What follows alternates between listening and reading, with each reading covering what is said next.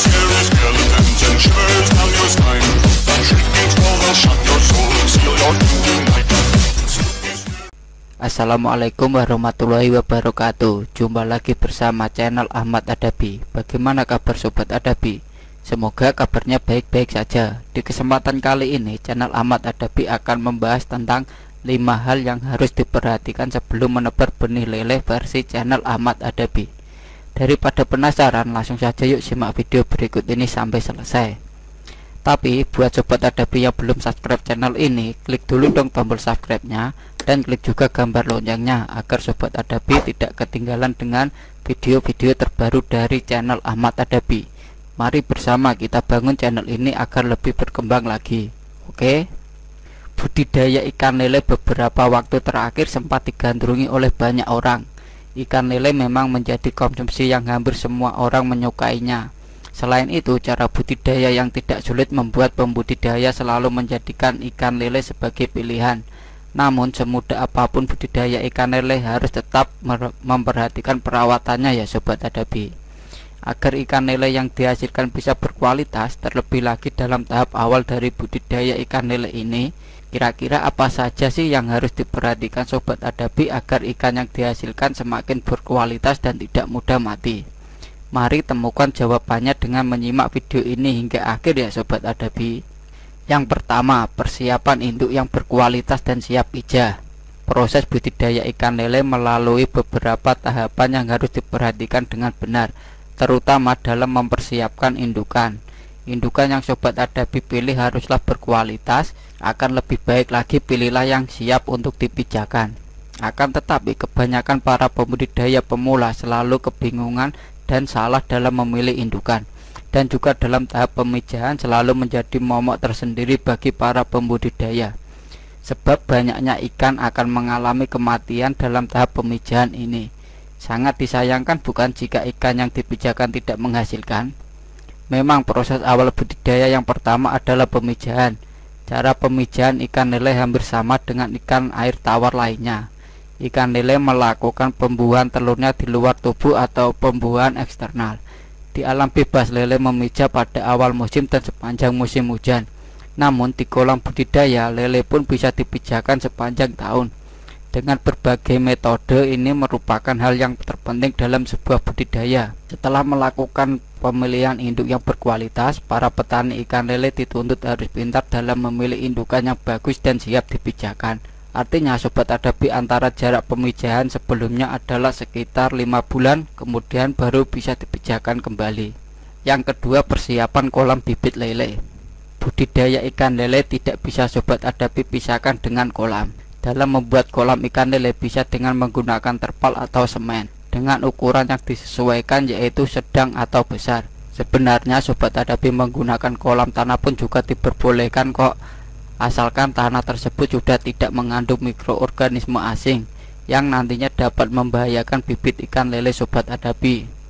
Akan lebih baik jika sobat Adabi menggunakan kolam semen atau terpal saja ya, sebab akan mudah untuk mengatur dan membersihkannya, terutama pengaturan penebaran bibit ikan lele. Maka sebelum menebar bibit lele diwajibkan kolam harus bersih dulu atau steril. Biasanya cukup dengan mengeringkan kolam dan membiarkannya selama 3 hari.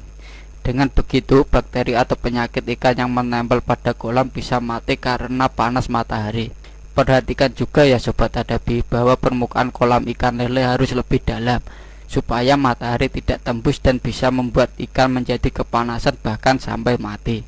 Karena ikan lele tidak tahan terhadap cuaca panas yang berasal dari matahari secara langsung. Yang ketiga, kondisi air yang bagus untuk pembibitan. Ikan lele memiliki syarat untuk hidup, maka ketika membuat kolam dan mengisi airnya, sobat Adabi haruslah mengetahui benar seperti apa sih kebutuhan ikan lele yang akan sobat Adabi pelihara nantinya. Terlebih menjaga bibit ikan lele, jangan sampai sobat Adabi tidak mengerti dan malah membuat ikan menjadi mati ya. Kondisi air yang disukai oleh buaya ikan lele adalah kolam yang memiliki pH air normal. Sebenarnya hal ini bisa dilihat dari kondisi ikan. Jika ikan terlihat berenang secara vertikal, berarti bisa jadi ikan tidak cocok dengan kondisi pH air. Ikan lele dapat hidup pada suhu 20 derajat Celcius dengan suhu optimal antara 25 hingga 28 derajat Celcius. Adapun untuk pertumbuhan larva atau telur ikan diperlukan kisaran suhu antara 26 hingga 30 derajat Celcius, dan untuk pemijahan pada suhu 24 sampai 28 derajat Celcius. Serta perhatikan perairannya juga ya sobat Adabi. Perairan yang baik adalah yang banyak mengandung zat-zat yang dibutuhkan ikan dan banyak makanan alami. Perairan tersebut bukan perairan yang rawan dengan banjir ya sobat Adabi. Yang keempat, cara memaksimalkan pertumbuhan bibit. Jika bisa untuk berkali-kali lipat, mengapa harus mendapatkan satu saja sobat Adabi? Itu merupakan konsep yang pasti dipegang oleh para pengusaha. Nah, dalam budaya ikan lele juga harus menganut prinsip itu juga. Jika sobat Adabi bisa memaksimalkan pertumbuhan bibit ikan lele, maka tidak menutup kemungkinan untung yang akan didapatkan juga pasti besar. Siapa yang akan menolak untung besar ya sobat Adabi? Untuk memaksimalkan panen, sobat Adabi juga harus memperhatikan pakan. Pemberian pakan pada ikan lele harus diperhatikan. Nah, dalam tahap pemberian pakan, jika usia 0-5 hari sebaiknya diberi cacing sutra terlebih dahulu. Baru setelah 5 hari bisa diganti dengan pelet. Yang penting dengan takaran yang pas dan tidak berlebihan. Sebab jika terlalu berlebihan hanya akan membuat kolam menjadi kotor dan mengakibatkan kematian dan penyakit pada ikan. Kandungan yang bagus untuk pakan pada bibit ikan lele sobat Adabi adalah pakan yang mengandung protein tinggi untuk memacu pertumbuhan bibit yang cepat ya sobat Adabi. Yang terakhir, cara mengatasi kendala budidaya bibit lele. Hal berikutnya yang harus diperhatikan sobat Adabi adalah merawat bibit ikan lele.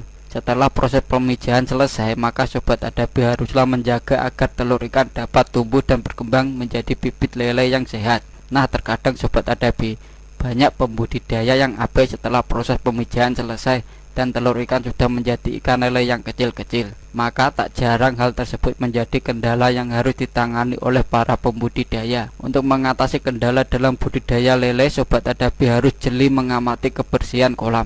Karena biasanya di dasar kolam banyak kotoran yang bisa membuat air menjadi keruh. Oleh karena itu, proses sirkulasi airnya haruslah bagus. Karena bibit ikan lele menyukai air yang mengalir.